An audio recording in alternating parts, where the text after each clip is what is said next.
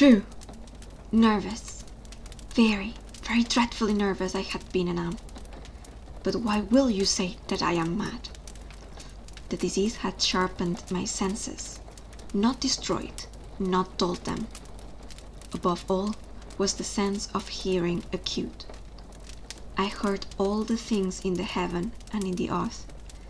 I heard many things in hell. How, then, am I mad? Hearken and observe how healthily, how calmly I can tell you the whole story.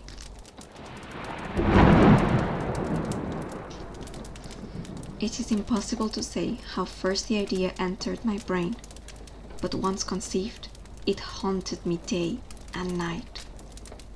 Object there was none. Passion there was none. I loved the old man. He had never wronged me. He had never given me insult. For his gold I had no desire. I think it was his eye. Yes, it was this.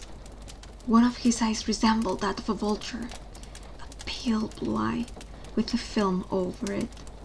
Whenever it fell upon me, my blood ran cold, and so by degrees, very gradually, I made up my mind to take the life of the old man, and thus rid myself of the eye forever. Now, this is the point. You fancy me mad. Madmen know nothing. But you should have seen me. You should have seen how wisely I proceeded, with what caution, with what foresight, with what dissimulation I went to work. I was never kinder to the old man than during the whole week before I killed him.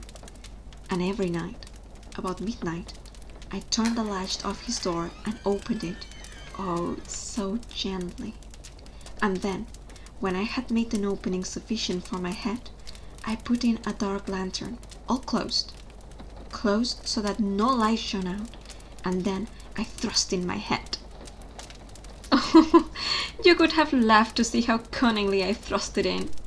I moved it slowly, very, very slowly, so that I might not disturb the old man's sleep. It took me an hour to place my whole head within the opening so far that I could see him as he lay upon his bed. Ha! Could a madman have been so wise as this? And then, when my head was well in the room, I undid the lantern cautiously, oh, so cautiously, for the hinges creaked. I undid it just so much that a single thin ray fell upon the vulture eye. And this I did for 7 long nights, every night, just at midnight. But I found the eye always closed, and so it was impossible to do the work, for it was not the old man who vexed me, but his evil eye. And every morning, when the day broke, I went boldly into the chamber and spoke courageously to him, calling him by name in a hearty tone, and inquiring how he has passed the night. So you see, he would have been a very profound old man, indeed, to suspect that every night, just at 12, I looked in upon him while he slept. Upon the 8th night, I was more than usually cautious in opening the door. A watch's minute hand moves more quickly than did mine. Never before that night had I felt the extent of my own powers, of my sagacity. I could scarcely contain my feelings of triumph. To think that there I was, opening the door, little by little, and he not even to dream of my secret deeds or thoughts. I fairly chuckled at the idea, and perhaps he heard me, for he moved on the bed suddenly, as if startled. Now you may think that I drew back, but no. His room was as black as pitch, with the thick darkness, for the shutters were close fastened through fear of robbers. And so I knew that he could not see the opening of the door, and I kept pushing it on steadily. I had my head in, and was about to open the lantern, when my thumb slipped upon the tin fastening, and the old man sprung up in bed, crying out, "Who's there?" I I kept quite still and said nothing. For a whole hour, I did not move a muscle, and in the meantime, I did not hear him lay down. He was still sitting up in the bed, listening, just as I have done, night after night, hearkening to the death watches in the wall. Presently, I heard a slight groan, and I knew it was the groan of mortal terror. It was not a groan of pain or of grief. Oh no, it was the low, stifled sound that arises from the bottom of the soul when overcharged with awe. I knew the sound well. Many a night, just at midnight, when all the world slept, it has welled up from my own bosom, deepening with its dreadful echo the terrors that distracted me. I say I knew it well. I knew what the old man felt and pitied him, although I chuckled at heart.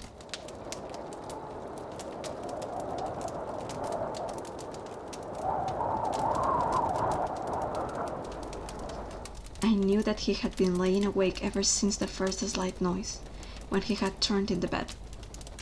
His fears had been ever since growing upon him. He had been trying to fancy them causeless, but could not. He had been saying to himself, "It is nothing but the wind in the chimney. It is only a mouse crossing the floor." Or, "It is merely cricket which has made a single chirp." Yes, he has been trying to comfort himself with these suppositions, but he had found all in vain. All in vain, because death, in approaching him, had stalked with his black shadow before him and enveloped the victim. And it was the mournful influence of the unperceived shadow that caused him to feel, although he neither saw nor heard, to feel the presence of my head within the room. When I had waited a long time, very patiently, without hearing him lie down, I resolved to open a very, very little crevice in the lantern. So I opened it. You cannot imagine how stealthily, until at length a single dim ray, like the thread of the spider, shot from out the crevice and fell upon the vulture eye. It was open, wide open, and I grew furious as I gazed upon it. I saw it with perfect distinctness, all a dull blue, with a hideous veil over it that chilled the very marrow in my bones. But I could see nothing else of the old man's face or person, for I had directed the ray, as if by instinct, precisely upon the damned spot. And now have I not told you that what you mistake for madness is but over-acuteness of the senses? Now, I say, there came to my ears a low, dull, quick sound, such as a watch makes when enveloped in cotton. I knew that sound well too. It was the beating of the old man's heart. It increased my fury, as the beating of a drum stimulates the soldier into courage. But even yet, I refrained and kept still. I scarcely breathed.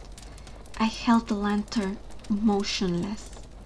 I tried how steadily I could maintain the ray upon the eye. Meantime, the hellish tattoo of the heart increased. It grew quicker and quicker, and louder every instant. The old man's terror must have been extreme.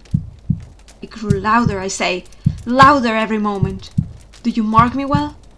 I have told you that I am nervous, so I am. And now, at the dead hour of the night, amid the dreadful silence of that old house, so strange a noise as this excited me to uncontrollable terror. Yet for some minutes longer I refrained and stood still. But the beating grew louder. I thought the heart must burst. And now a new anxiety seized me. The sound could be heard by a neighbor. The old man's hour had come. With a loud yell, I threw open the lantern and leaped into the room. He shrieked once only. In an instant I dragged him to the floor and pulled a heavy bed over him. I then smiled gaily to find the deed so far done. But for many minutes the heart beat on with a muffled sound. This, however, did not vex me. It could not be heard through the wall. At length it ceased. The old man was dead. I removed the bed and examined the corpse. Yes, he was stone dead. I placed my hand upon the heart and held it there many minutes. There was no pulsation. He was stone dead. His sight would trouble me no more. If you still think me mad, you will think so no longer when I describe the wise precautions I took for the concealment of the body.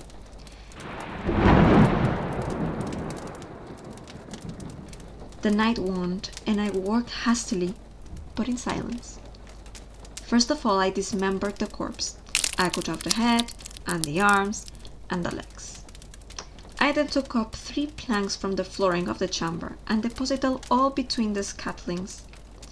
I then replaced the boards so cleverly, so cunningly, that no human eye, not even his, could have detected anything wrong. There was nothing to wash out, no stain of any kind, no blood spot whatever. I had been too wary for that. A top had caught all.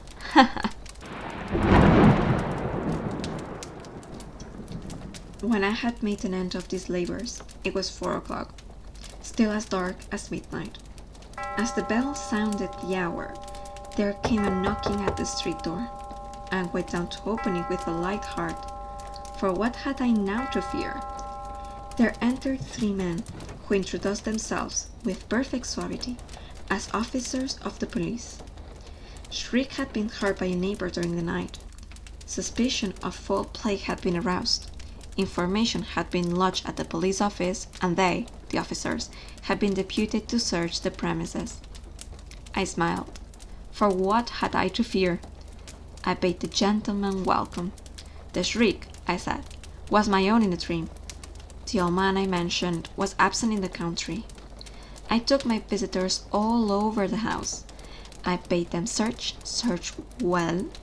I led them at length to his chamber. I showed them his treasures secure and undisturbed.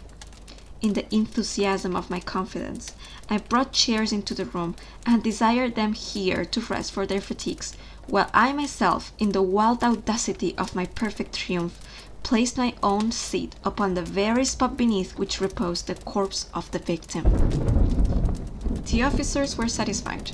My manner had convinced them. I was singularly at ease.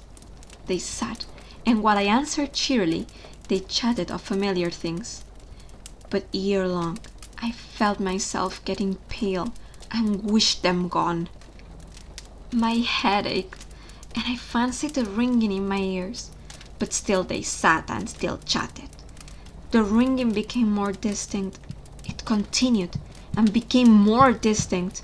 I talked more freely to get rid of the feeling, but it continued and gained definiteness, until at length I found that the noise was not within my ears. No doubt I now grew very pale, but I talked more fluently and with a heightened voice. Yet the sound increased, and what could I do?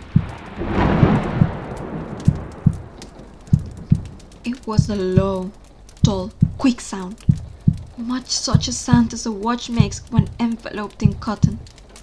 I gasped for breath, and yet the officers heard it not. I talked more quickly, more vehemently, but the noise steadily increased. I arose and argued about trifles in a high key and with violent gesticulations, but the noise steadily increased. Why could they not be gone? I paced the floor to and fro with heavy strides, as if excited to fury by the observations of the man. But the noise steadily increased. Oh God, what could I do? I foamed, I raved, I swore.